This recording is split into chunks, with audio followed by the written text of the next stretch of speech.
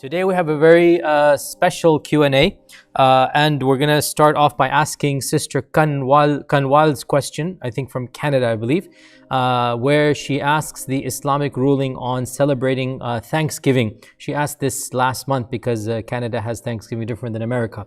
And Brother Imad also has emailed a few months ago, and I'm combining both of these, and he is saying that, can you please explain the ruling on various celebrations that we do here in America? He's writing from America, and he begins with Thanksgiving, New Year's, birthdays, marriage anniversaries, Halloween's, Independence Day, Memorial Day, etc.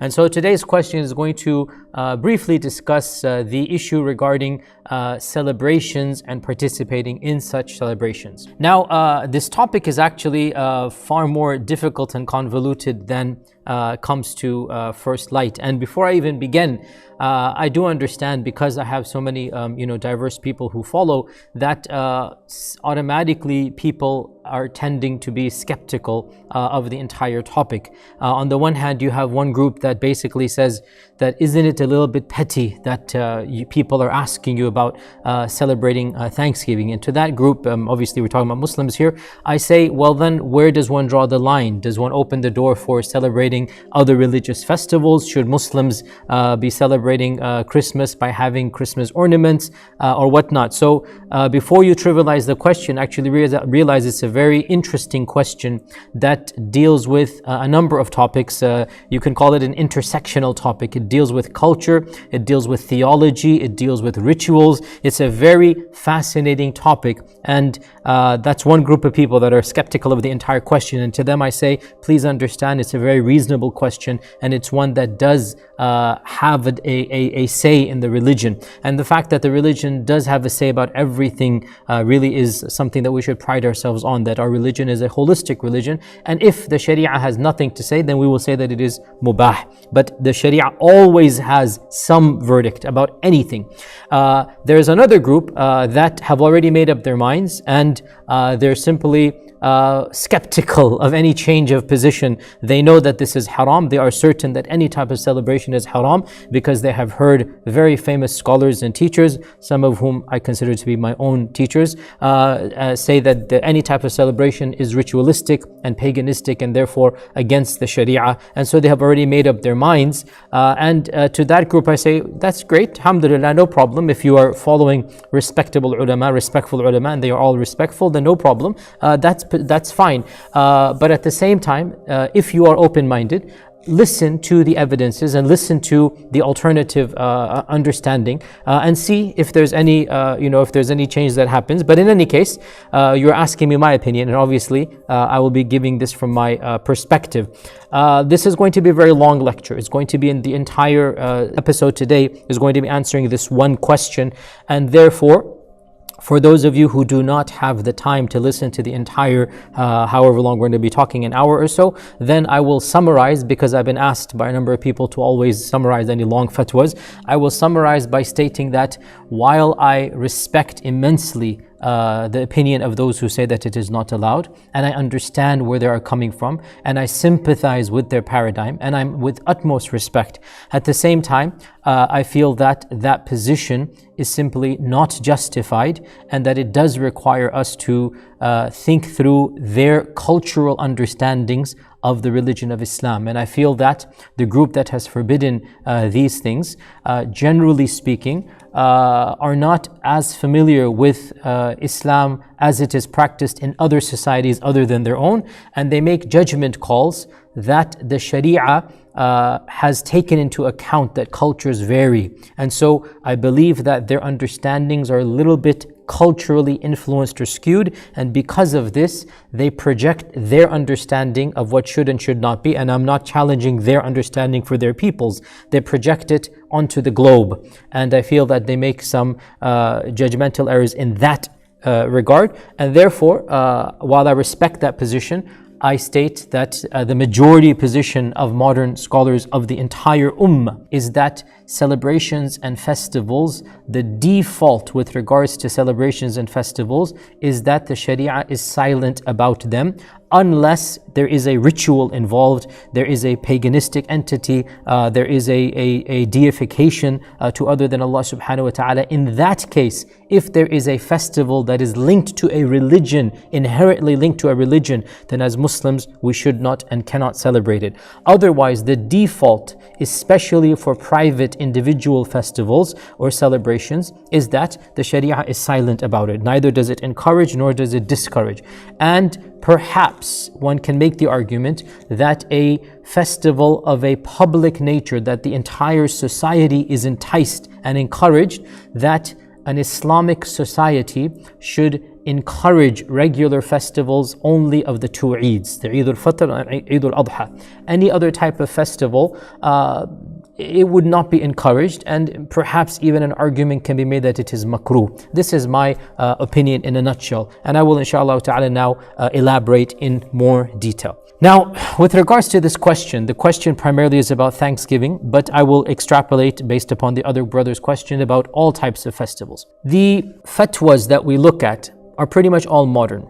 And the reason for this is self-evident, that the types of festivals we're talking about, earlier ulama in the 10th century, 11th century CE, they were not aware of these types of festivals. And the notion of having a repetitive festival over and over again is not something that they encountered, and therefore there are no fatwa that are written about Thanksgiving in early or in medieval Islam.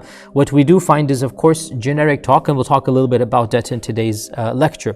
So the fatwas dealing with the celebrations you're asking about are modern. And if you look at the modern scholars of the Ummah across the globe, it is very easy to demarcate two easily discernible camps. On the one hand, you have respectable, and they're both respectable, they're the great ulama on all sides. We respect all scholarship of Islam. On the one hand, you do have one group of scholars who follows the thought that is known as Salafism, who generally speaking, almost entirely consider all types of festivals to be ritualistic in nature. And so they argue that all types of festivals and celebrations other than Eid al-Fitr and Eid al-Adha are not allowed. And they have two key arguments that they make. There's others, but there's two main ones. The first is that they say that festivals and regularly repeating celebrations are rituals. And because they're rituals, the Sharia has forbidden any type of ritual that it has not sanctioned. So the default, they would argue, when it comes to repetitive festivals is that they should be religious innovations or bid'ah. Okay, so this is the first argument that they make. And they base this argument on a number of famous hadith. Of them is the hadith in Abu Dawud, in which Anas ibn Malik says that the Prophet ﷺ came to Medina and he found the Ansar used to celebrate 2 days. And so he said to them, what are these 2 days? They said, these are 2 days we used to celebrate in the days of Jahiliyyah. So the Prophet ﷺ said, indeed Allah subhanahu wa ta'ala has substituted 2 other days better than those 2 days, Eid al-Adha and Eid al-Fitr. So this hadith is used by the first category of scholars to state that the fact that the Prophet ﷺ negated the other 2 days and he said Allah has given you 2 better days indicates that any other type of festival, any other type of, now the key word that they use is Eid, that Eid. And what does Eid mean? Well, when people use it generically, they mean a day of festivities, but linguistically, Eid comes from Aada Ya'udu. And the famous scholar Shaykh al-Islam ibn Taymiyyah, he writes in his book Iqtida Sirat al-Mustaqim li Mukhalafati Ashab al-Jahim, following the straight path in being different from the people of Jahannam. It's a 2-volume book in which he elaborates a lot on these notions of festivals, on these notions of Muslims having a separate identity from those other than Islam. Ibn Taymiyyah says that the term Eid means anything that comes back regularly, any place that you go back to regularly, or any time in which you do rituals, the same rituals every single day or every single season. This is going to be called a type of Eid. And so Ibn Taymiyyah argues that there are only two Eids in Islam, and any other Eid would, by definition, so any other repetitive festival, let me put it this way, any other repetitive festival would be an Eid. And because Islam only has two Eids, Ibn Taymiyyah argues, any other repetitive festival that an entire society is embracing would constitute a third Eid. And therefore, he says, it is a bid'ah or a religious innovation because festivals are a part of the Sharia. Therefore, even if the festival is secular in nature, he would argue, even if it is something that is not inherently religious, because the Sharia has taken control over regular celebrations, it will be considered religious, and therefore it will be a innovation, a bid'ah into the religion. This is the first argument that is made, that any repetitive public festival is a Eid, and every Eid other than the two Eids is considered to be an innovation. The second argument that Ibn Taymiyyah and those who follow him make is that they say there is an element of imitating those outside of the faith. And the Sharia has evidences that indicate that Muslims should not imitate those outside of the faith, as in the famous hadith of Abu Dawood that our Prophet ﷺ said, "Man tashabbaha biqawmin fahuwa minhum." Whoever imitates a group of people shall be considered amongst those people. Whoever imitates a group of people shall be considered amongst those people. So they argue that our ancestors did not celebrate any of these things, whether they were birthdays, whether they were Thanksgiving, whether they were anything even if they're not necessarily religious. So they would say any of these types of celebrations would be imitation of the non-Muslims. And then they say if the celebration is religious in nature, such as let's say the celebration of Easter, which is inherently Christian, or Hanukkah, which is the Jewish one, or Diwali, which is the Hindu one, right? Or any other celebration, the celebrations of the Zoroastrians, Nowruz, whatever it might be,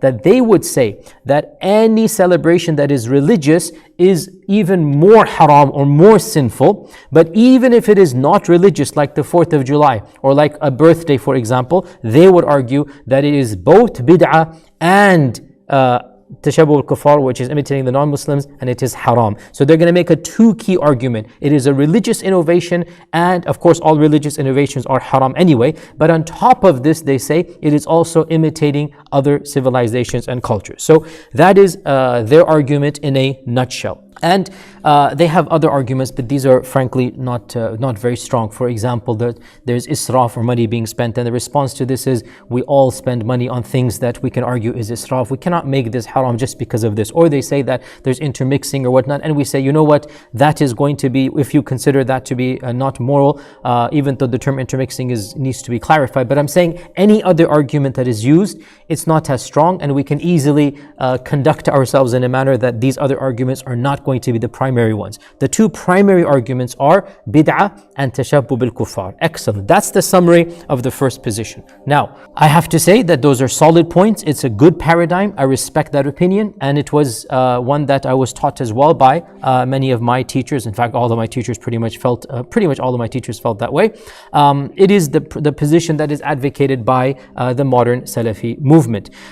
When we look at it though, the other movements or interpretations of Islam, scholars that belong to other trends, generally speaking, they don't derive these rulings. And the question arises, why not? And those who are followers of the Salafi movement, I speak to them with respect and say that, also look at other scholarship and see where they're coming from and look at their paradigms. Islam is indeed a very beautiful and vast religion, and the Sahaba themselves differed amongst themselves. And it is possible that two positions can both be worthy of respect and both have solid arguments, but in fact, one of them, in the end of the day, is going to outweigh the other. And on a personal note, this is a very personal note I'll say here, especially to the audience of mine that is sympathetic to that strand. When I used to study at the University of Medina, as most of you should be aware, that I definitely was a part of that strand, and I identified with that interpretation. But over the course of the last 20 years, I have been rethinking through a lot, and this issue of celebrations was actually one of the first issues that I began to disagree with the movement about. And this was when I was in Medina studying at the master's level in the Department of Theology, and I began having debates and discussions, with other students. Those that were there know this very well. And this was actually one of the main issues that I began saying that it doesn't add up. The definitions that they have to extrapolate it onto these things that they're saying is haram, like celebrations of anniversaries or birthdays. I said that it does not add up, and I began to argue politely, argue meaning debate or go back and forth with my colleagues and even some of my teachers, and some of them of course were in agreement. The famous scholar Sheikh Salman al-Awda of course is of the position that I'm advocating, and others as well. So the point being that there are other opinions out there, and if you choose to follow one position, that is fine, but understand that there are other opinions that have solid evidences and are coming from other paradigms. And inshallah, we're going to explain why the other school does seem to actually make more sense. Now, this issue is a little bit technical. We're going to have to go back to definitions. We're going to have to go back to what exactly is a bid'ah, and how do we understand the concept of Eid or celebrations, and what is the perspective of the other schools of thought with regards to these ahadith that the first school brings, and what is the understanding of tashabbuh or imitation. Because here's the point: depending on how you define bid'ah, the rest of your talk is going to be based upon that. How do you define imitating the non-Muslim? The rest of your talk is going to be based upon that. So we have to go back to definitions. We have to go back to the very bases of these concepts and topics. And we need to understand that there are scholars from the very beginning of Islam who have defined bid'ah and understood bid'ah in a very different manner than other scholars. And I actually have a longer talk online, which I don't have time to repeat right now, but you will find it online, and that is entitled Defining Bid'ah. There's an entire topic about how classical ulama define the notion of bid'ah, and the fact that there has been, since the beginning of Islam, an area that has slightly been disputed, that is this bid'ah or is this maslaha mursala. And you can go and look it up over there. There is a little area. There's of course bid'ah that is clear cut, that is contradicting basic understandings. If somebody were to think that, dancing is a way to come close to Allah subhanahu wa ta'ala, pretty much all the scholars would say that this is not the way you come close to Allah. We do not worship Allah, through dance or through music or whatnot. That's something that is well known. At the same time, there is a gray area. And one group of ulama define bid'ah to be that any statement or ritual or action that is done that one expects Allah to reward him by doing, and which has no basis in the Sharia. Okay, this is in fact Ibn Taymiyyah's definition. Now, according to this definition, I argue that celebrating private celebrations can never constitute bid'ah. This is the argument that is made by many scholars of our times. Because when you celebrate an anniversary, when you celebrate a birthday, you are not intending for Allah to reward you as an act of worship. It's a generic festival. So the notion goes, how do you understand bid'ah? And the notion as well of tashabbuh we're going to come to. How do we understand the issue of tashabbuh? And the issue comes, how does one understand as well the hadith of the people of Medina, the Prophet ﷺ coming and telling them that Allah has substituted for you 2 other days? The response is that if you look at the commentary of this hadith in many of the books of hadith, if you look at how this hadith has been understood, actually at face value from a standard mainstream usul al-fiqh paradigm. What is usul al-fiqh? Usul al-fiqh is the science that is used to derive rulings from the texts, from the sources. So how do you derive rulings from the sources of the Sharia? What is the methodology to derive? So you have a verse of the Quran or you have a hadith of the Prophet ﷺ. How do you extract from it something is haram or halal, something is mubah or mustahab or makruh? How do you extract? There's a methodology that is called the science of usul al-fiqh. And if you look at these traditions through the mainstream understanding of usul al-fiqh, the wording of the Prophet ﷺ that Allah has substituted 2 days better than those 2 days, from that wording with mainstream usul al-fiqh, you cannot derive tahreem. You simply cannot.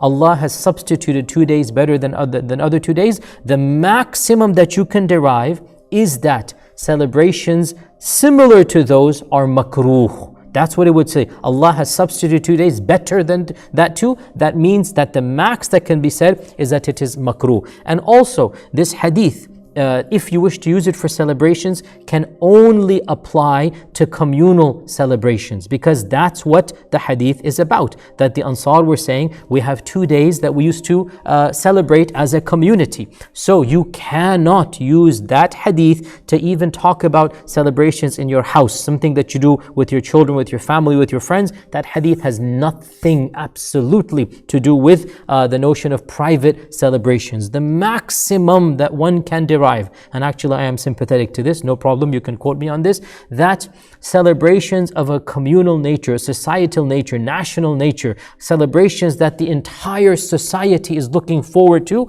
in a Muslim land, definitely Eid al-Fitr and Eid al-Adha should be the main ones. Anything other than this, one can argue that it is makruh. One can argue that scholars in particular should not be, cheerleading for any celebrations like a national day or this day or parade day or whatnot. If groups are doing it or the nation is doing it or whatnot, even to argue it is haram from that hadith, it's not possible. But if you say that it is makruh, it's not something that we like. And I agree that any celebration that is done on a regular basis, why should scholars be encouraging? There's always going to be something that is somewhat potentially problematic, such as a national day, for example. Inherently it is permissible to be proud of one's nation and whatnot, but it is possible to become nationalistic. It is possible to think you are better than other people, and these types of things are feeding into that paradigm. So we have a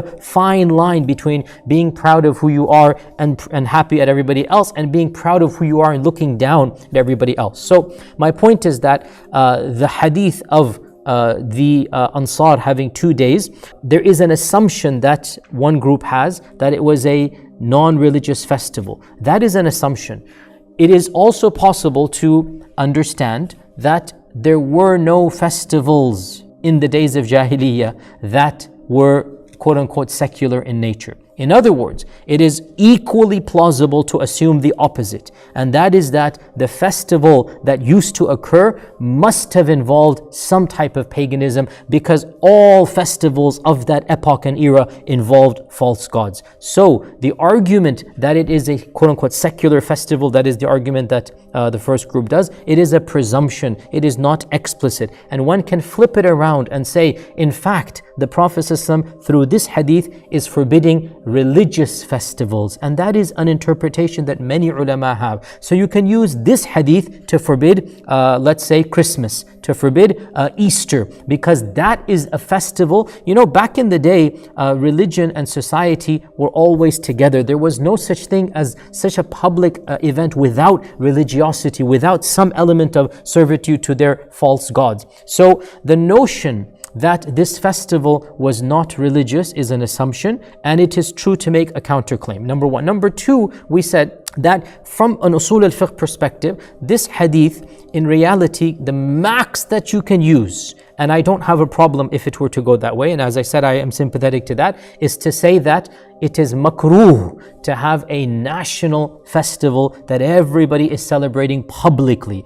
But you cannot derive from this hadith that it has anything to do with a personal celebration. And this is, by the way, what I'm teaching you here, what I'm saying now, this is exactly what I was saying literally 25 years ago, more than that actually, when I was in Medina and still ascribing to that school. And the point number three, Ibn Taymiyyah himself, if you go back to his writings, and I encourage all of you to do that, and I've said this many times with my respect that many of those who follow this great alim, they misquote him or they misunderstand him. Ibn Taymiyyah never spoke about personal individual festivals. He was speaking about communal festivals. Therefore, to celebrate a national day, for example, definitely Ibn Taymiyyah would have said that that is not to be done. Ibn Taymiyyah would have argued that it is haram. I respect that. I understand that. I personally argue that the max that can be said it is makruh. But Ibn Taymiyyah himself never spoke about individual personal celebrations, such as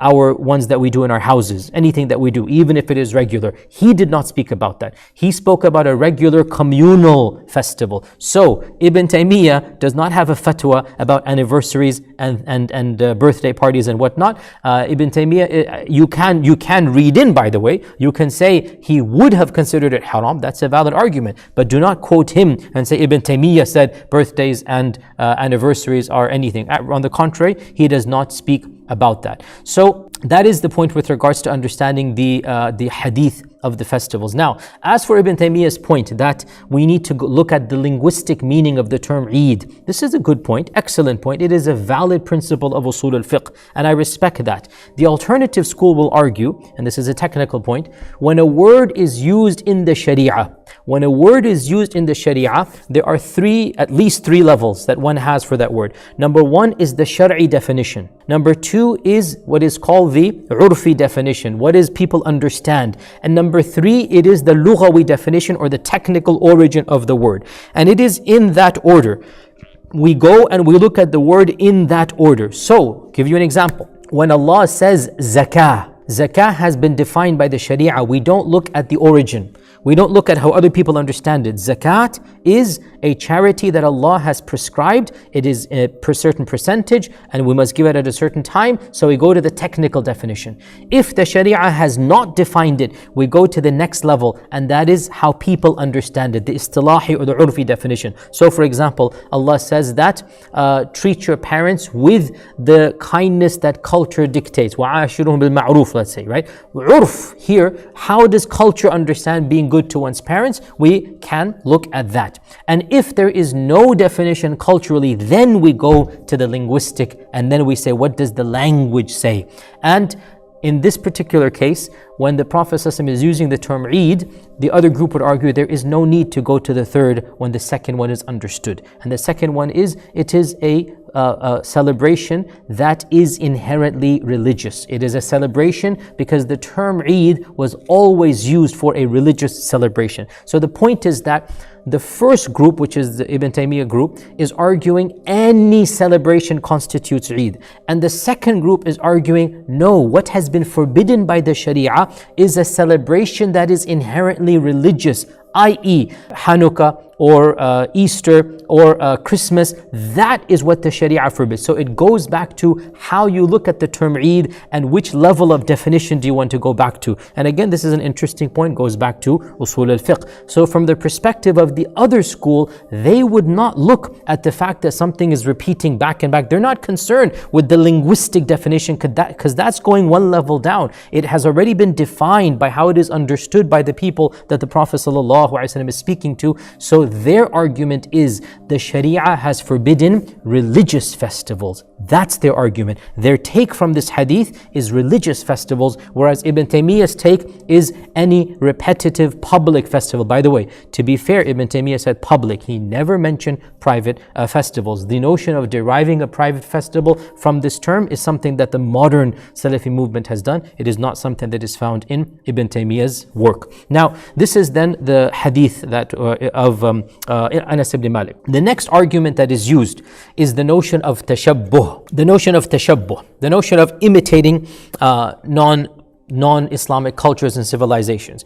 And this, in my humble opinion, is an extremely tenuous, weak argument to be made. And that is because the camp that uses this understanding is not able to provide a clear-cut definition, a solid definition, a consistent definition that they can then apply to their own lives.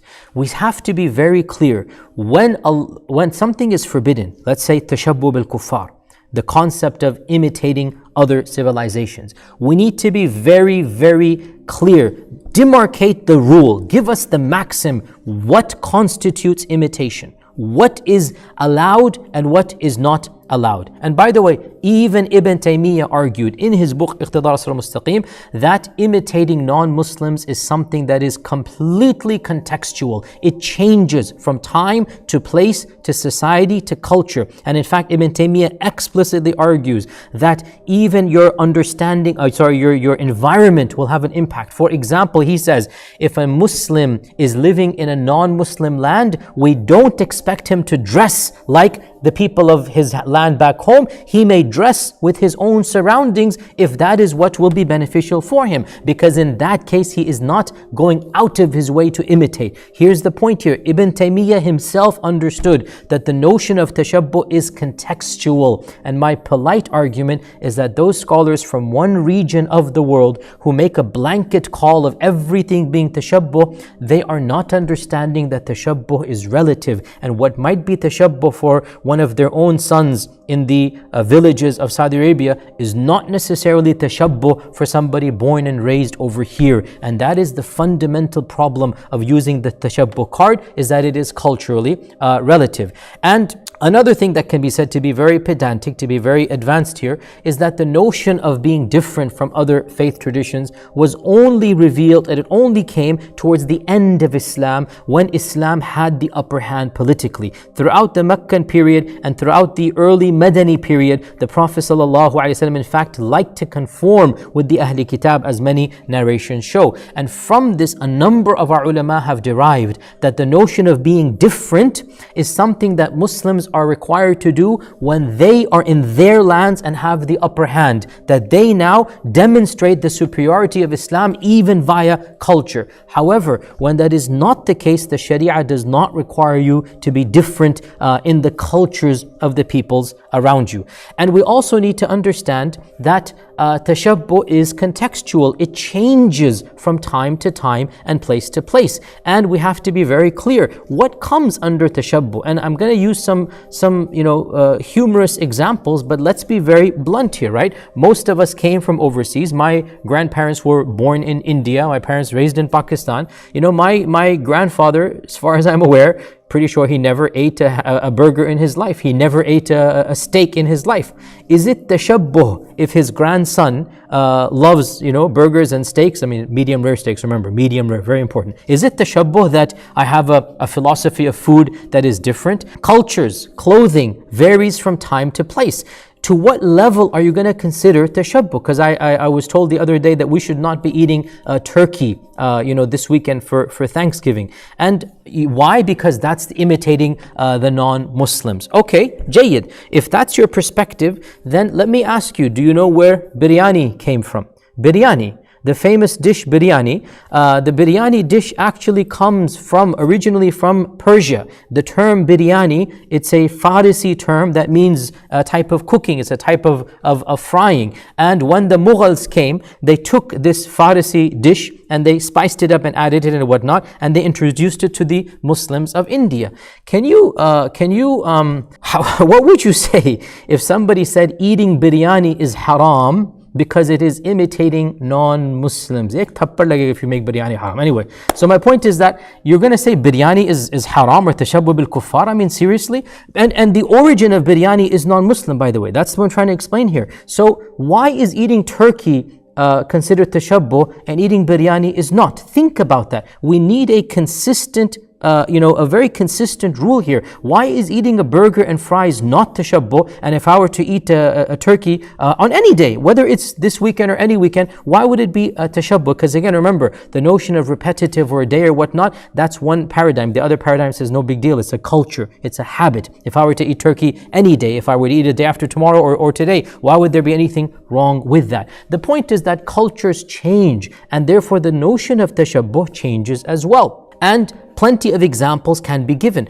For example, in early Islam, there are many narrations from the tabi'un, from the students of the Sahaba. There was a certain type of cap that the Yahud would wear. It's not a skull cap, it's a slightly different one. It was called a Tayalisi cap. And we have numerous narrations. When the Muslims conquered other lands and they saw the Yahud wearing this, they said we should not be wearing this. But slowly but surely, that cap became common in Muslim lands and people began to embrace it, until one of the most famous scholars of hadith who wrote one of the earliest books of hadith, he was called Imam At-Tayalisi because of that cap. So what was once considered imitation and haram, within 100 years, he died like 240 something, within 100 years, one of the greatest scholars of Islam is called after that cap. And Al-Hafidh ibn Hajar, he comments on this and he said that in the early times, that cap was a custom only of the Yahud. But over time, it became common and so it became permissible. Here's the point. In early times, something is imitation. 100 years later, it is not imitation. Pretend you were in the middle. What would you do? Is it imitation? Is it not? There's a gray area. There's a reformation, cultural reformation going on. The same can be said of many other things as well. We have narrations from the early tabi'un about how to wear a turban, okay? And that was abandoned within a short period of time. We have many narrations about covering the head. And we have other narrations from the scholars of Andalus saying, no, you don't have to cover the head. It's a cultural thing. And that's my position as well. The covering of the head is not from the Sharia. It is a cultural habit. And there are many fatwas of ulama that said uncovering the head is imitating the non-Muslims. Well, maybe it was in their culture. I'm not arguing that. The Sharia does not come with head caps or no head caps. The Sharia comes with generic guidelines, and I agree. When Muslims are in a position of power and they are the majority of a society, why should they abandon their ways and look and imitate other civilizations? In British India, when the Mughal dynasty, when the mutiny took place, or I should call it the First War of Independence in 1857, and the British marched in and arrested, the Mughal emperor and took over, and the East Indian Trading Company became the British Raj. There was a backlash from the ulama of India, and a number of fatwa were given. Famous fatwa, a certain Maulvi Abdul Hayy as-Surati, he wrote a treatise in which the entire treatise was about it is haram to dress like the British and to wear coats and pants. And he said Angrez ki topi, like to wearing the hat of the British, is haram and sinful. I agree with that fatwa that in 1860, if you were a Muslim in India, why would you leave the culture of your people and dress like the occupiers? Why would you do that? But you see, should we take Imam as-Surati's treatise of 150 years ago and then apply it in America? I just gave you the example of the Tayalis. I gave you the example of other things as well, that these things change over time.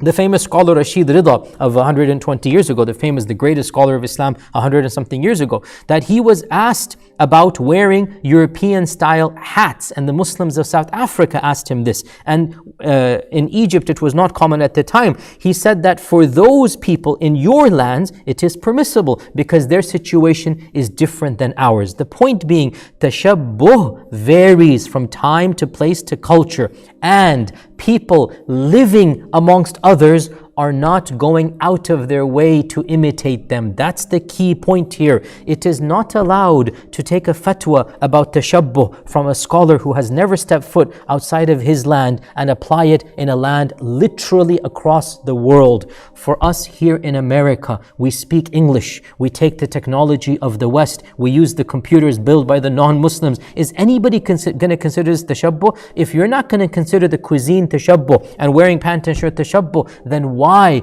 is taking on the overall cultures of the people around us tashabbuh as well? Tashabbuh has to have two conditions. So I said you need to have a clear maxim, a demarcation. Listen to me now. This is what is tashabbuh.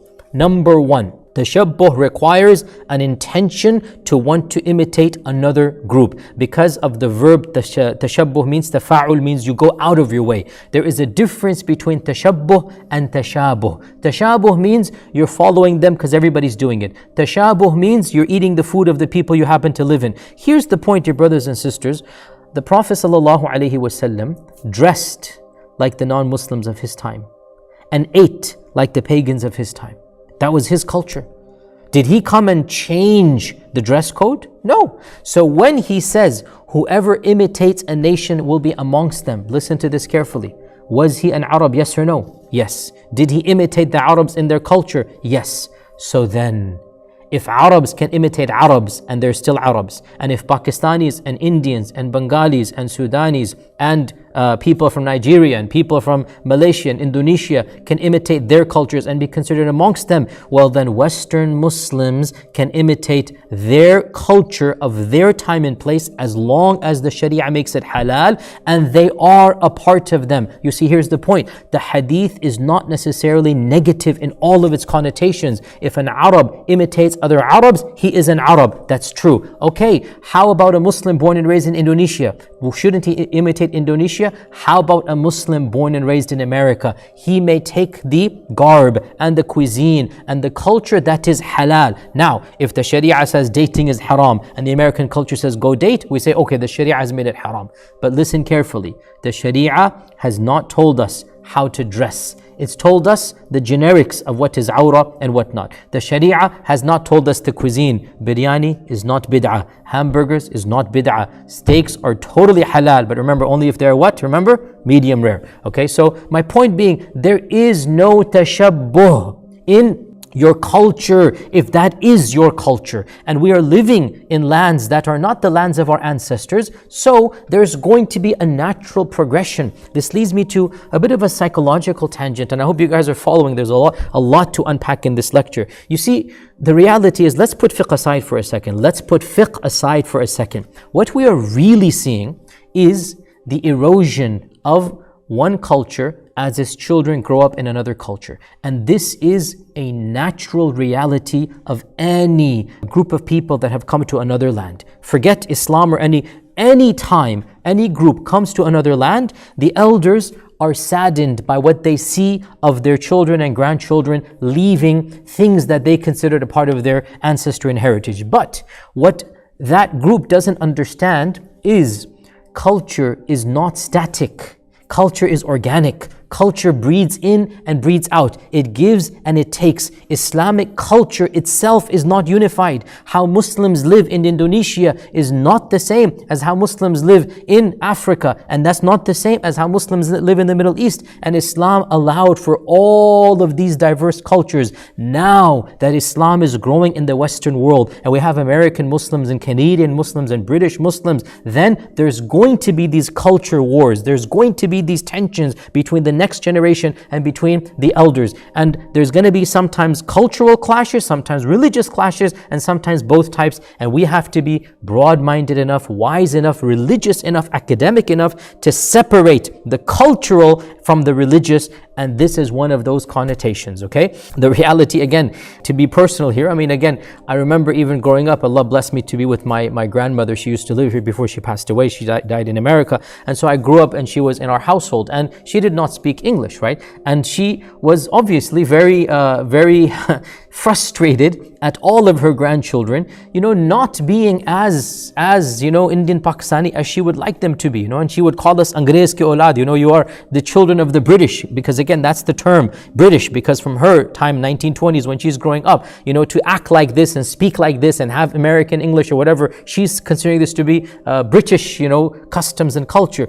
And there's an element of truth that she feels saddened that her own children, grandchildren are not going to speak the language as fluently as her, the adab and whatnot. It's a part of life though. You just have to be very pragmatic and understand you're not going to save the heritage that you cherish. What you need to save is the religion. And therefore we need to have a frank conversation. What is religious and what is not religious? Is cuisine religious? Is clothing religious? That's the question we need to have. And the argument being made by Camp 1 is that any type of celebration is religious. And what is being made by Camp 2 is that no, celebrations are only religious when they deal with religion, right? I.e., I gave the example Hanukkah and whatnot. So that's the fundamental divide. And tashabbuh as well. Let's be again very frank here. So if tashabbuh means doing something that your ancestors did not do on a regular basis, let's say, right? Again, let me be very frank here. So going on a family vacation every July, because that's when summer is out, right? It's an annual festival, annual habit, and you go through the same routine of planning it out and packing your bags and going. What if somebody were to make an argument, why isn't that tashabbuh? Did your grandfather have a vacation every July? Did he go take the kids out on a family trip every July? Why isn't that tashabbuh? Again, you need to have a very consistent maxim, because what happens is Camp 1, and I say this with respect, Camp 1 picks and chooses what it considers tashabbuh and what it doesn't consider tashabbuh. And that's not the way Islam is going to flourish here. You need to be very, very consistent and need to apply the ruling even if you don't like it. You can say culturally, I don't want to do that, fine, but don't bring in religion. Do not say it is haram to do that. You can say, as a father from this heritage, I don't want my children to do this. Good, fair enough. But do not say Allah and His Messenger don't want you to do this, because that's a totally different paradigm altogether. So the point being that, I was saying, what is tashabbuh? Number one, there has to be the intention to go out of your way to imitate a culture that is not your culture. If you're imitating the culture you're born into, you're raised in, that cannot be tashabbuh, because that is your culture. Just like Arabs are Arabs and Americans are Americans. Number two, the tashabbuh that is going to be haram is the tashabbuh that is unique to the religion and not to the culture of a civilization. I.e., to wear a cross is tashabbuh. To celebrate Christmas is tashabbuh, because that is a religious festival. So tashabbuh is religion. Anything that you are imitating the religion that is unique, that would be haram. Otherwise, to follow your own culture is not the haram tashabbuh. This is called tashabuh, which means you have agreed with them. I.e., I like to eat, burger and fries. I love my steaks. That's not tashabbuh. This is tashabuh. I grow up in a culture. I absorb the cuisine and the dress code and the mannerisms and the language and the hand gestures and the thought processes, and yes, even how they go about their lives. Even for example, again, to be very blunt here, one of the biggest tensions happening right now is the gender roles between couples, right? That when couples get married, they're kind of confused. Like, how should we be acting towards one another? Should it be the same way as our parents? Should it be what we're seeing in our society? All of this, these are ongoing conversations, and these are the natural signs of a civilization settling amongst another and its second and third generation coming forth. So, to summarize this point before we move on, there's again so many multiple points. I'm trying to explain to you the different paradigm. There is no tashabbuh when it comes to culture. If you're living in that culture, you're born and raised in that culture. It would be haram if the Sharia says something is haram. Drinking is haram. Okay, all of this culture drinks, we're not allowed to drink. There would be a type of tashabbuh. Any tashabbuh that involves that which is haram inherently, or that which is ritualistic, okay, that which is clearly unique to one faith tradition, anything. So for example, what is an example of tashabbuh? To dress up like a Christian priest, to dress up like a Buddhist monk, that is tashabbuh. That is tashabbuh. Otherwise, wearing a pant and shirt, a regular jeans, a t-shirt, there's no tashabbuh there. We're living in their lands. Now, for a kid in some village in Saudi Arabia that has never stepped foot outside and they're all dressed in thobes, for that kid to go out of his way and imitate a culture other than his own, yes, that might be tashabbuh. But for us living in these lands, we are following, this is our peoples now. And our children, like it or not, they're more American than they are your grandfather's ethnicity. That is just a fact. And you have to come to terms and deal with it. So there is no tashabbuh when it comes to cuisines, eating turkeys, burgers, having a barbecue on the 4th of July. Is this tashabbuh or not? Again, if you're going to say that Thanksgiving is not allowed, well then, how about the 4th of July barbecue? But everybody's just having a casual barbecue. And I know many people, by the way, they think that Thanksgiving is haram, but they're the ones having the 4th of July barbecue. Why? What is the difference? They will argue Thanksgiving is inherently religious. And this leads us to our next point here. And that is what constitutes paganistic or religious? What constitutes something that is religious? And by the way, I have to, before we move on here, the notion of tashabbuh, I'm speaking as if all of us are immigrants and we're battling between our grandfathers and our grandsons. And we are neglecting, especially in the American conversation, 30% of American Muslims are African Americans. 30% are born and raised here for many, many generations. So what tashabbuh is it for them if they celebrate Thanksgiving? Where is the tashabbuh? They've done this for centuries. What tashabbuh is it for them if they do the 4th of July? So we're neglecting that part of the conversation. Okay, so there is no tashabbuh for those born and raised in these lands or now permanently living in these lands when they act and dress and speak in the culture of their own lands, as long as the Sharia allows that particular cultural manifestation. Okay, we now get to this issue of, but. So I've spoken about quite a lot about bid'ah and the notion of Eid and whatnot. Now we get to, but Thanksgiving is religious and the origins of birthdays are paganistic. Okay, so now we get to another issue altogether, and now let's deal with that one. And they say that these holidays will come under haram festivals because they are inherently religious. And the response to this is very clear. We base the ruling on whether something is religious or not based upon how it is perceived and not based upon its origin in forgotten antiquity. Do people associate religion with this practice? Do they associate the worship of other than God? Do they associate another religion with this? If so, then yes, it is a religious festival. Or is it generic and celebrated by people of all faiths and no faiths, and it has become disconnected completely from its antiquity, from its ancient history? And in fact, you have no alternative except to follow the position that you must look at today's understanding and not yesterday's or 1,000 years ago. And I'll give you some simple example. The vast majority of you who are critical of these types of things that are deemed to be haram, you yourselves are using things in your daily life that have pagan origins. Okay, in fact, I can quote you literally. I have a list of, in a longer lecture that I've given, dozens of things. We can start with the days of the week. If you were to really be consistent, it would be shirk and haram for you to say Monday or Sunday or Tuesday or Wednesday, because the term Wednesday comes from the Greek god Odin. Woden, they pronounced him, and so they honored him by saying Wednesday. And Sunday was meant to honor the god of the sun, and Monday was meant to honor the god of the moon. And the months as well, August and June and July, are also meant to honor various gods of the ancient Greeks and the Romans. And we can go on and on. In fact, the Indians and Pakistanis and Bengalis listening here, are you going to say that Mehendi for your weddings are paganistic, despite the fact that the Mehendi ritual is inherently based on Hindu practice, right? The Mehendi is based on the yellow and putting this and that. This is literally coming straight out of Hinduism. But when Muslims embraced Islam, they cut off the paganistic roots and they kept this festival as a part of their wedding feast. And no Muslim in India, Pakistan, Bangladesh, Nepal, no Muslim who celebrates the Mehendi of the wedding even thinks that it has a Hindu origin. So what is the ruling based on?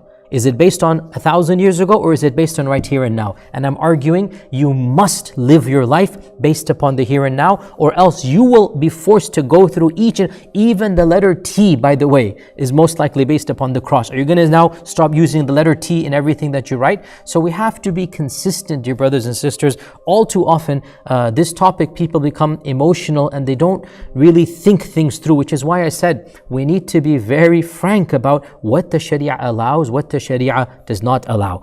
We do not care about the origins of something, we care about how it is perceived. So the notion that blowing out candles has something to do with paganism, by the way, even that is contested, is to be academic. This is mythology. All too often, us Muslims, we love to just pass on mythologies. The tie, we say, was based on a cross. No, this is a blatant lie. The tie has nothing to do with the cross. But we have these types of, mythologies we love to spread. Maybe it was 5,000 years ago, the notion of a cake and festivals and whatnot. But these days, nobody on earth associates blowing out candles with any type of ritual to another god. And so the notion of ritual is not there. Therefore, we cannot use that argument when it comes to considering these things to be not allowed. Now, again, all of this, before I get there, let me move on to the next point here, and that is that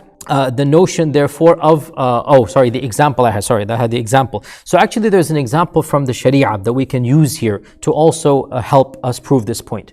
There was a festival in the days of Jahiliyyah called Atira, and it was a regular festival that would take place in the month of Rajab. Okay, so this is a Jahili festival that had paganistic roots. It had some type of sacrifice to the gods and mythologies and whatnot. It's called Al-Atira, and it was done in the month of Rajab. So now we have a case study that there was a festival in Jahili times. The Arabs would do it all the time. What happened when Islam came? Pause here, footnote. This is a controversy amongst the madhahib, but the position that seems to be the best is that the Shafi'i school and others, they reconcile a number of apparently contradictory hadith in this regard, and they have a very clear position in this regard. So the festival is called Atira. It was done in the month of Rajab. And we have sets of hadith that seem to conflict with one another. For example, one hadith says there is no Atira in Islam, and the other hadith says whoever wants to do Atira, let him, whoever doesn't, then let him as well. And the Shafi'i school and many of the Hanbali scholars as well, and this seems to be the correct position, they interpreted these sets of hadith very easily. And this is, I think, the obvious interpretation. And that is that when the Prophet ﷺ is negating there is no Atira, he is negating the paganism. He is negating the notion of it being linked to a idol and the superstition that was there. We don't have to go into all the superstition. And when he affirmed, whoever wants to do Atira, let him do it. Whoever doesn't, let him. He is talking about the slaughtering of the animal and the feeding of the guests, which is basically the festival, okay? So he negated the paganistic element. And then he said, whoever wants to, have the meat, no problem. Whoever doesn't, no problem. In other words, religion has nothing to do with eating the meat or not, right? And this is the interpretation of a number of ulama, and it seems to be the strongest interpretation. So, based on this is essentially what Thanksgiving is. This is essentially what all of these other private festivals are. That there is no association with any worship to other than Allah subhanahu wa ta'ala. Now, by the way, with regards to Thanksgiving, if you want to be very woke and you want to say this is a commemoration of the massacre, etc., totally fine. I'm not telling you to celebrate. You may use that card and you may say, I'm not going to celebrate because people were massacred and it's imperialism and the invasion of the Europeans and Columbus didn't discover America. And you're all right, excellent. But do not bring in the Sharia and say Allah and His Messenger. Say that this is an unethical celebration because of the fact that it perpetrated X, Y, and Z. No problem. You have the right to say that. My job here is to tell you what the Sharia says. The Sharia does not have a ruling on repetitive personal celebrations. That's what I'm telling you. You don't want to celebrate? Good for you. It's better for your money, better for your whatnot. But do not bring in the Islam card and say Allah has forbidden or the Messenger ﷺ has forbidden personal private celebrations, because the Sharia is silent on those celebrations. So this point, the next point, is that there is no notion of origin. We're not interested in origin, we're interested in how it is culturally perceived. And we can test this by looking at who celebrates the festival. So do Jews, do Jews celebrate Christmas? Now you will say, I have a Jewish friend that does, so you're right, maybe you do. But generally speaking, do Jews celebrate Christmas? No, they don't. Do Christians celebrate Hanukkah? No, they don't. These are religious festivals. We look at the norm. We don't look at the outliers. We'll always find some people that break the rule. Generally speaking, Christians celebrate Christmas. Jews celebrate Hanukkah. Other faith traditions celebrate other festivals. These are the festivals that we are not allowed to imitate. Okay, do Jews, Christians, Buddhists, agnostics, atheists, everybody, do they celebrate Thanksgiving? Yes, they do. In fact, Thanksgiving is one of the most American celebrations. All faiths and no faiths do it. So there is no religion associated with Thanksgiving. So it becomes a festival that is generic in nature. As I said, it is a personal festival. It's not something that people are, it's not a national festival, even though there's a day off, but you do it at your house. There's no public festivities over there. Therefore, to conclude, now, I hope you guys are following. I went over a number of points. And this is a convoluted lecture. Each one of these points can be elaborated into a much larger lecture. I hope you were following.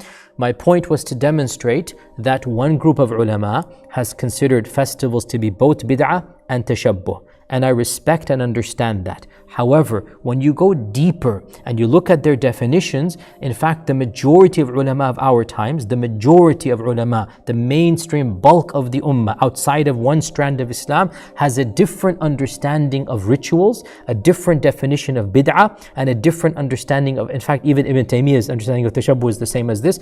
The followers of Ibn Taymiyyah don't understand that tashabbuh is relative. Ibn Taymiyyah himself said tashabbuh is relative. Ibn Taymiyyah cannot be used for the tashabbuh card. Actually, that's not a valid point to be used over here. But the point is that they say the tashabbuh card. In response to this, we say the majority of the ummah does not view any type of festivals that are not religious in nature to be dictated by the Sharia. It is neutral. So if you choose to celebrate or you choose not to celebrate, the Sharia is silent on it. Now, if you bring in something haram, that's something else. If there's going to be alcohol, well then obviously we're not talking about the festival, we're talking about the alcohol over there. If you bring in something that is inherently evil, so that is not intrinsically linked to the celebration itself. So to summarize, therefore, we can divide festivals into a number of categories. The first category are festivals that are inherently associated with another religion, and they're understood to be religious in nature. Examples are Easter and Hanukkah and Christmas.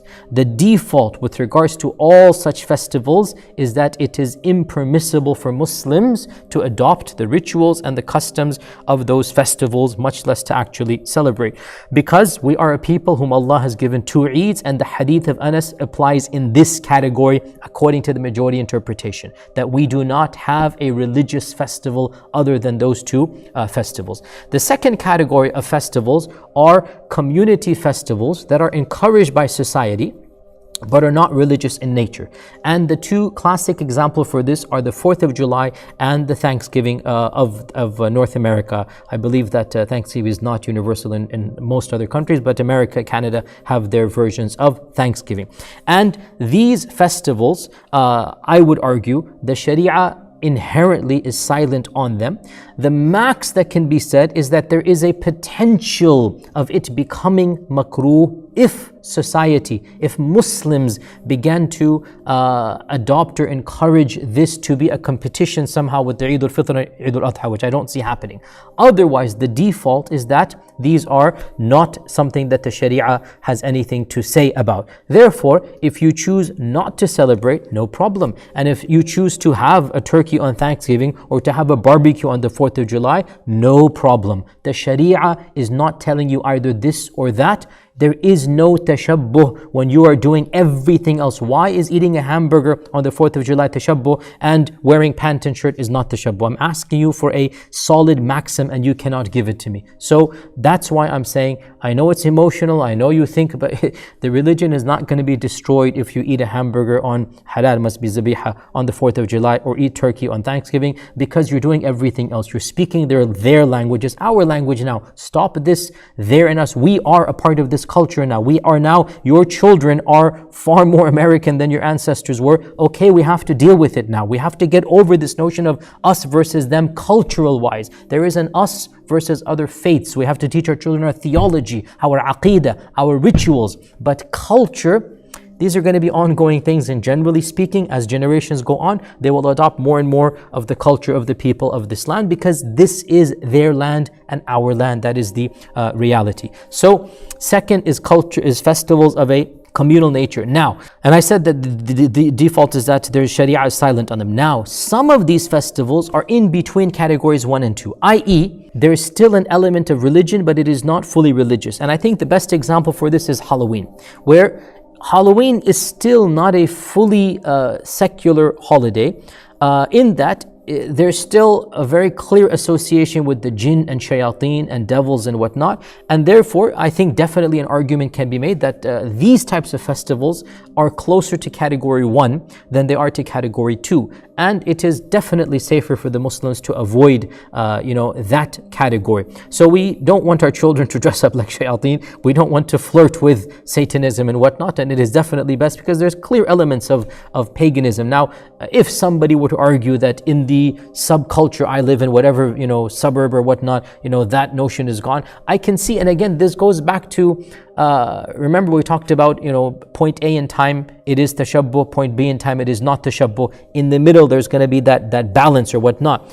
Many of these festivals, Thanksgiving, for example, might have been very religious when the pilgrims did it. Right? When the pilgrims did it, it would have been the inherent definition of religion, but over time it became completely secular. It is very possible 100 years from now, the way things are headed, might be that Christmas will become totally secular. It might be, I'm just saying. And no notion of Christianity will be left with it. When that happens, it will be like the mehendi of our brides as well. And I know it sounds shocking or whatnot, but that is the reality. That when that happens, the verdict will change as well. But for right now, as we speak, the year is 2020 when I'm giving this lecture. For right now, as we speak, generally speaking, it is understood that Christmas is a Christian holiday. I understand that is changing over time, but right now, the association is very clear. And because of this, we say Muslims do not do this. When that association is totally gone, then it will be like using the word Monday to describe Yawm al-Ithnain. We don't say Yawm al-Ithnain, we say Monday, the moon day. And we have no association with the moon god, even though when that day was done, that association was intrinsically linked, and it was meant to venerate. Every Monday would be a veneration of the moon god. It is now gone, and it is halal, alhamdulillah, to say Monday. So the ruling is based upon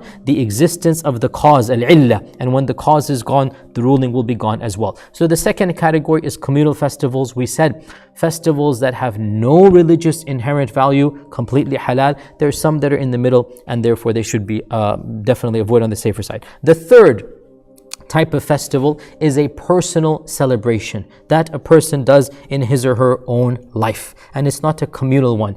And this, I am firmly a believer that this is neither bid'ah nor tashabbuh. There is no cause to forbid something of this nature. It cannot be a bid'ah because you do not expect Allah to reward you for celebrating the birthday of your son. And it is not tashabbuh because everybody's doing it. Your own culture is doing it. And by the way, with my utmost respect, the very culture that says it is tashabbuh, their own culture has adopted this practice as well. Their own children are doing it. And, again, I'm sorry to be blunt here, but in their own dress and their mannerisms and their code and whatnot, there is so much tashabbuh. Their ancestors do not wear watches, by the way, and all of them are wearing watches. Their ancestors do not wear the type of garment, or to be brutally honest, I said this to one of my colleagues when I was having a polite back and forth. I said, the people that are saying tashabbuh did not wear undergarments. They're talking about tashabbuh, the undergarments that everybody's wearing now. I'm talking about the undergarments, right? That was not worn by their grandfathers. Is that tashabbuh, right? So we need the maximum. We need the clear-cut ruling. What constitutes tashabbuh? Why are you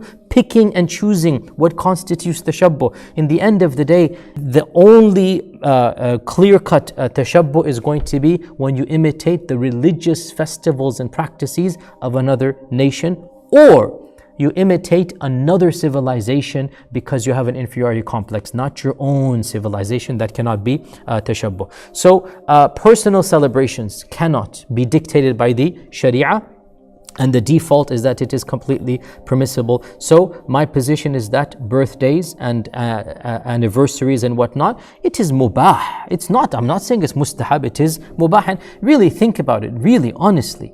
Do you really think that the Sharia would forbid a husband and wife being romantic on their wedding day every year? What the Sharia wants to increase love. The Sharia wants the marriage to succeed. It's of the goals of the Sharia. And the culture we have been in, we have absorbed that, on that day, let's make it special. Let's go out to a romantic restaurant. Let's have a romantic evening together. And I'm being brutally honest here. Do you really think that something in our Quran and Sunnah forbids the couple to be romantic on the night that they got married? So what if it's the Gregorian calendar? They're not expecting to come closer to Allah. It's not an act of worship. That's the point here. They're not expecting a reward for going to a romantic restaurant. Dare I say, they should expect a reward if their intention is right. They want the marriage to succeed, inshallah ta'ala. But my point is that, dear brothers and sisters, I know this is a sensitive topic. I know some of you are just waiting to release the refutation videos on this. I know a lot of people think that by opening this door, you're opening the destruction of Islam. I'm just asking you to read. Understand cultural anthropology. Understand that this is a natural battle. It's natural, nothing unnatural. Every civilization is worried as a civilization changes. Frankly, we see this in the far right. We see this in, I don't want to get too political here, but with the rise of a large group of people, when they're scared that immigrants are coming, changing, there's this fear. And we also have that fear when you see our culture eroding. So we need to be wise, and we need to preserve what Islam wants us to preserve, which is our aqeedah, which is our belief, which is our rituals of faith. And we need to understand our children and then our grandchildren are going to adopt the values of the society around us. It is inevitable. It's inevitable. And we have to understand the Sharia understands and allows. And that is why the cultures of Muslim worlds were different. Wherever Islam went, wherever Islam went, the peoples of that land adopted Islam, adopted their culture, and they came forth with a unique culture. This is going to happen in America and England and Canada and Australia and all Western lands as well. That we've adopted the culture of this land, we have our faith, and we're going to produce a subculture of Muslim Americans. We're going to have to accept this reality.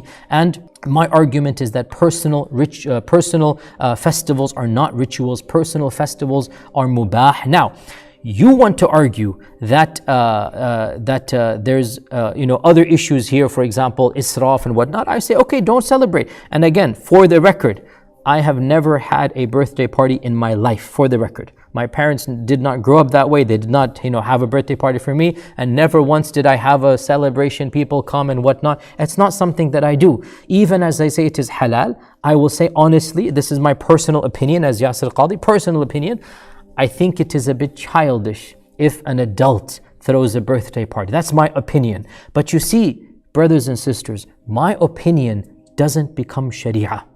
And the opinion of ulama 5,000 miles away of what constitutes tashabbuh does not become sharia. It is not haram if a 50-year-old throws a birthday party. Haram is a big word. You can say, I don't think it's befitting the dignity. Okay, that's your opinion. Maybe he thinks it's befitting his dignity. The Sharia is not based on our whims. We have to be very, very crystal clear. Did Allah and His Messenger forbid something of this nature? What if he were to buy a house and he wants to throw a party? Is that, we would all say, that makes a lot of sense. Yes, we want to do that. Okay, so he's reached 50 and he thinks it's a good idea. Okay, I'm not going to say anything. It's my opinion that I would not do that. But it's his opinion, he wants to do it. We don't bring in Islam when Islam itself is quiet on this. You can personally choose not to, that's your prerogative, but do not say Allah and His Messenger have forbidden when it is not the case.